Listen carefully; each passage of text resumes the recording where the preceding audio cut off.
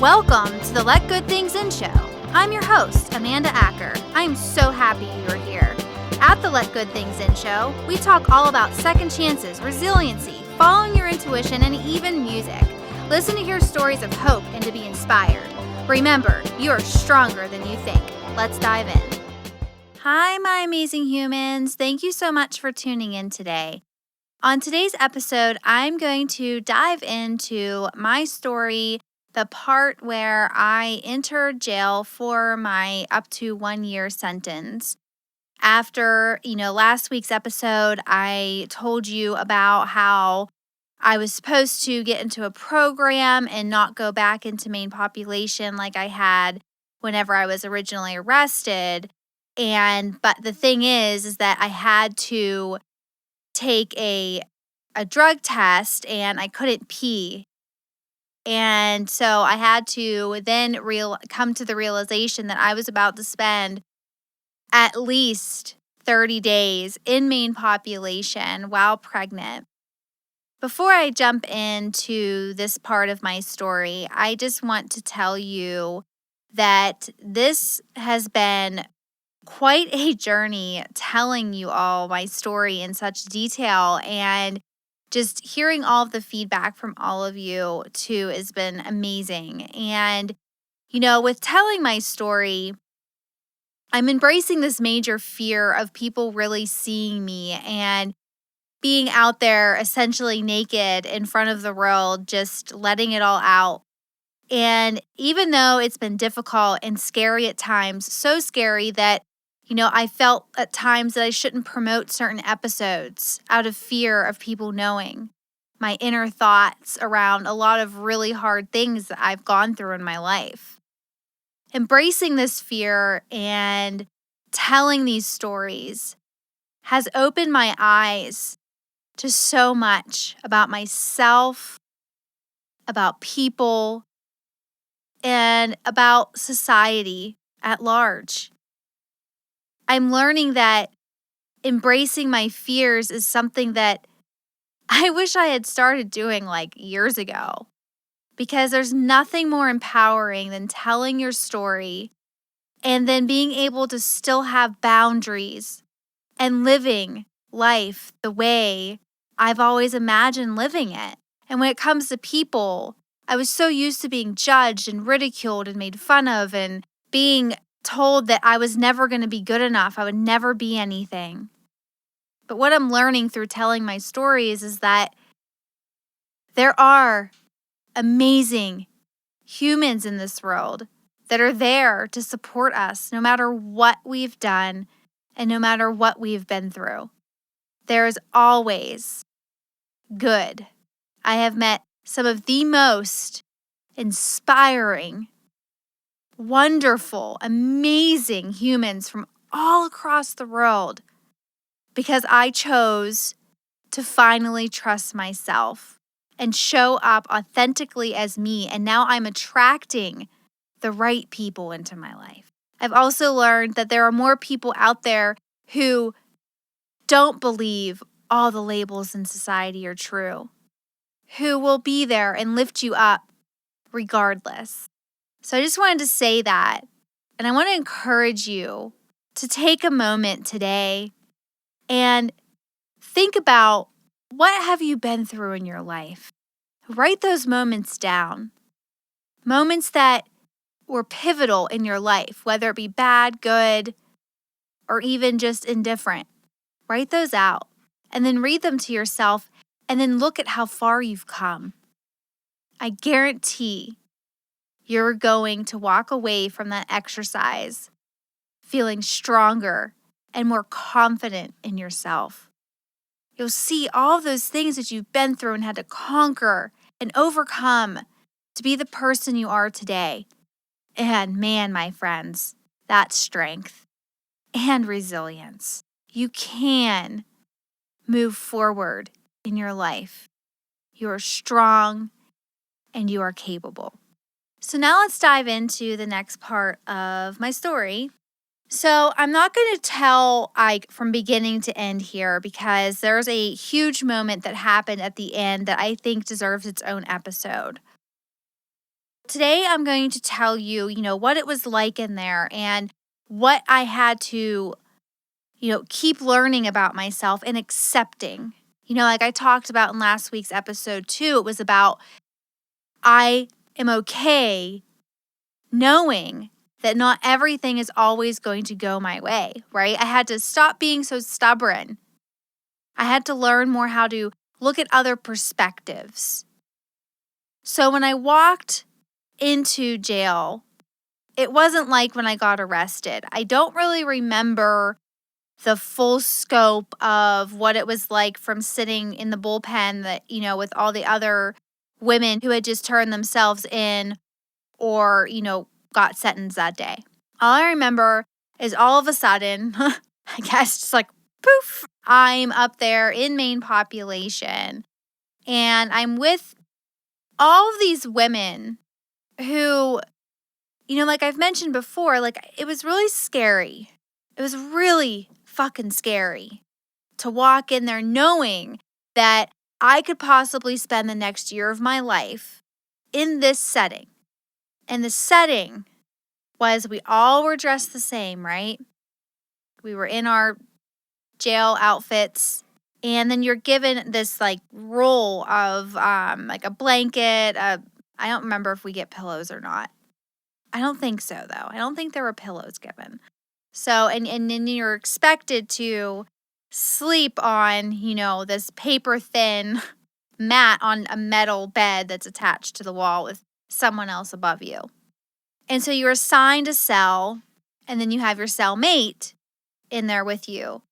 And the woman who I shared my cell with, I wasn't necessarily afraid of her, but it was almost like I was walking into college again. When you have a roommate in college, but you don't really know them that well. And even though you may have, in jail, you don't meet the person or have that opportunity. But I know whenever I was going to college, I talked to my dorm mate, prior to going to college, and I was still nervous to meet her in person. So now when I'm walking into jail and I'm set up in that slightly the same scenario, right? Because she was a stranger to me, but it's a million times more intense because number one, I don't know why she's here. I don't know what type of personality she's going to have. And here I am pregnant, walking into this room, probably shaking in fear. But she wasn't rude to me, She welcomed me. She asked me questions. And she told me how things worked. I don't know how to explain this. So when you're in jail, it's a very structured system. So like you wake up at a certain time, then you have to stand up and you get counted, and then you come out, and then you get to eat, and then there's some free time. And then there's times where you can be on the phones. There's times when you shower. Like it's all very structured. But let me just tell you about this food, okay? Like this amazed me. But it's literal slop. It's like you get like slop beans or like, the bologna sandwiches are very common. In the morning, it's always oatmeal and it's just, like it's gross. And it would always give me a stomach ache. So it was hard for me to eat enough for myself, let alone the baby that was growing inside of me in this process. And when you're pregnant in jail, it's not as if you get to just like get up and get a snack or get something to drink or, go take a nap. Like you're literally not treated any differently than the other women. I don't believe I had prenatal vitamins when I was in county jail. I remember going to see a doctor there, but it was very uncomfortable. And so knowing that I was going to get out and go to this work release program, and at some point, I opted to not go and get a sonogram while shackled. I just thought, that would make sense. And, I remember going back to my cell and my cellmate was asking me if I could smuggle tobacco at my appointment. So I literally was being asked in this moment if I was willing to risk everything. Because, yeah, I'm in jail, can't get much worse, but it can if you get caught doing something like that. To take tobacco from an anonymous person and put it up inside of me and bring it into jail. And I remember thinking, oh my gosh, this is it. I'm going to get beat up. But I told her, I'm not doing that. And I explained what I just explained to you. And she literally told me that I was being a bad mom and that if I didn't go and have this sonogram, that I was, if there was something wrong with the baby, I wouldn't know and all this stuff. But I stood my ground. I did not go and smuggle tobacco into jail.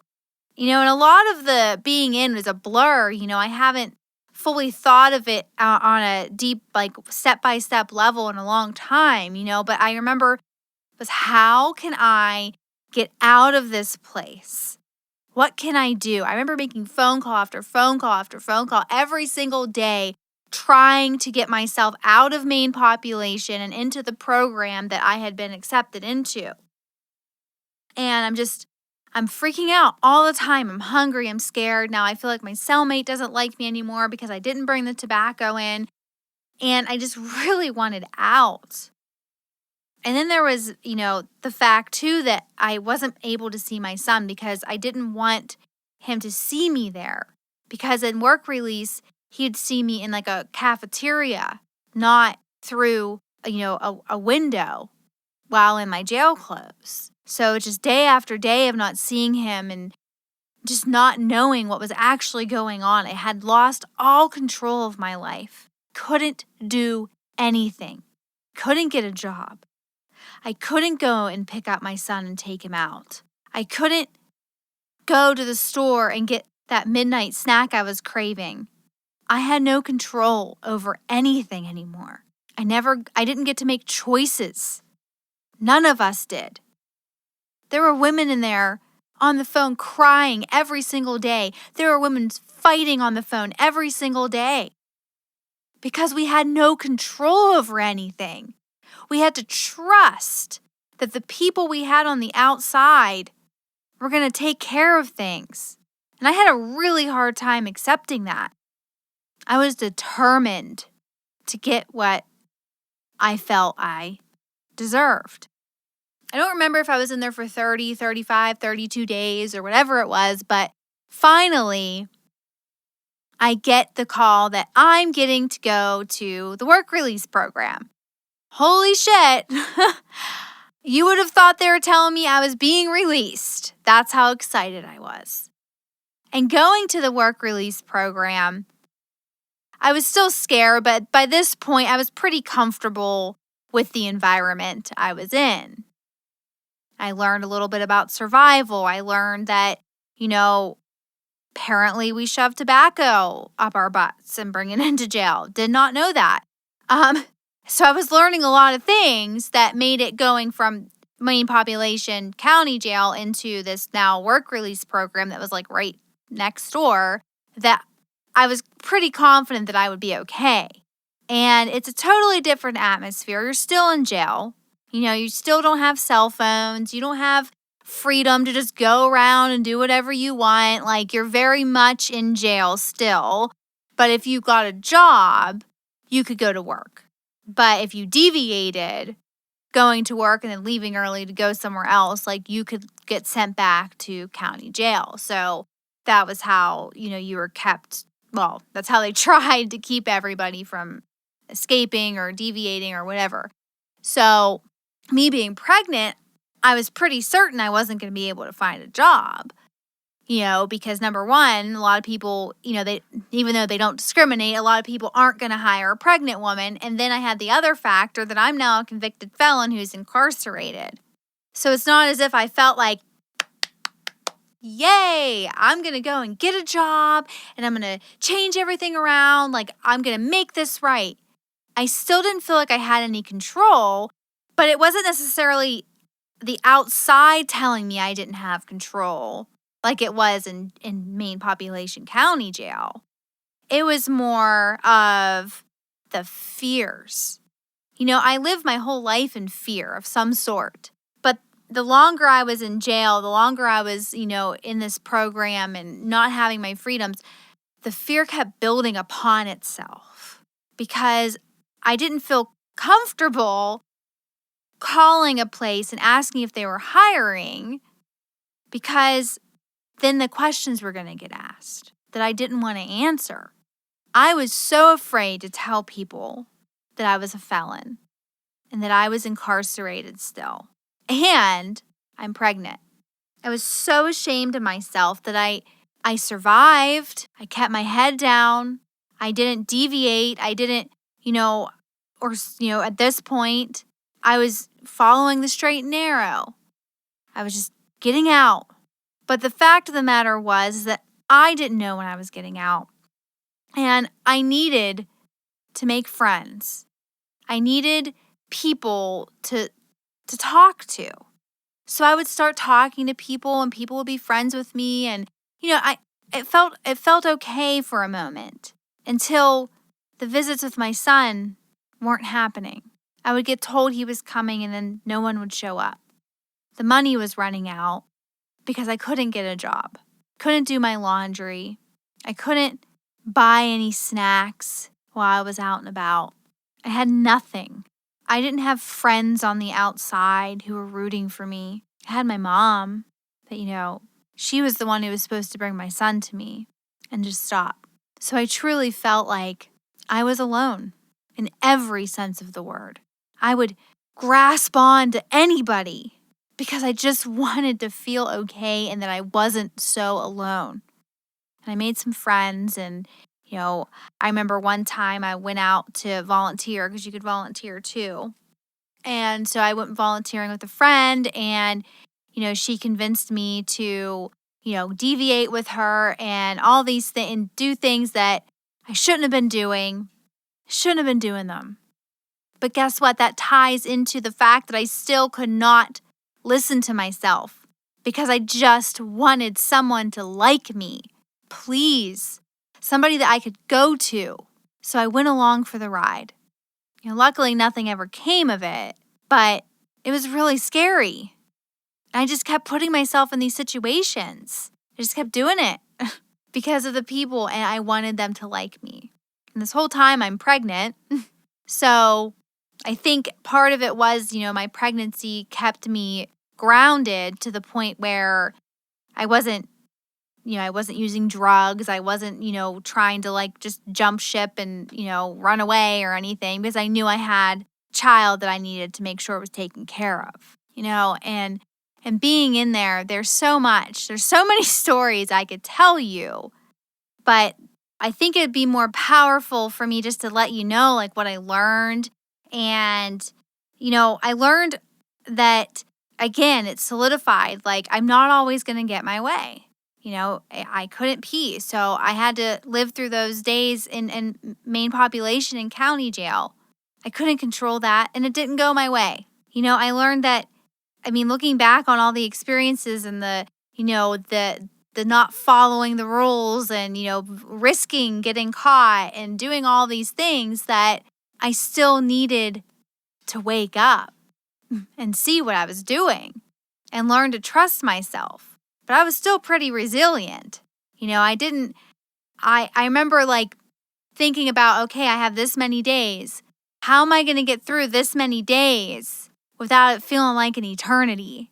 So I created a ritual. So every day I get up, I get a shower, I help out in the cafeteria, and then I would, have a couple things that I would do and go to counseling. And, at the end of the day, every single day, I would read something from the Bible and write something in my journal. And that kept me, on this, I was doing it in shifts, I was working and I wasn't paying attention to the time. So it went faster. Well, it didn't, but it felt like it went faster. So I have the ability to, focus on, okay, what can I do to make this easier on myself to get through this really hard time? I made friends. I'm capable of making friends. Obviously I must have been likable or no one would have talked to me. And in next week's episode, I'm going to, tell you the the end of this portion of my life. And then there's a few more stories, but then we're almost to current. So I can't wait to share, my pivot point and what I did to truly step into loving and accepting myself. It wasn't easy. It wasn't like, it happened overnight, and it's still a process. So I'm excited for that because I want to get to like that part so that you can know what it took to go through all these things and come out on the other side. So anyways, I kind of rambled there for a second. But tune in next week because I'm going to tell you about my pregnancy and the birth and all those things on next week's episode. So my affirmations for you today are: I am resilient. I am resilient. I have the power to get through difficult times. I have the power to make it through difficult times. And the one I always say, I am enough. I am enough. Thank you so much again for listening today. And if you're really liking the Let Good Things In show, make sure to leave me a review on Apple Podcasts so that others can find me more easily. And just as a reminder to everyone listening, remember, you are stronger than you think, and you can have the life you imagine, regardless of your past. Make sure to hit that follow or subscribe button so you don't miss an episode of the show, and I will talk to you all soon.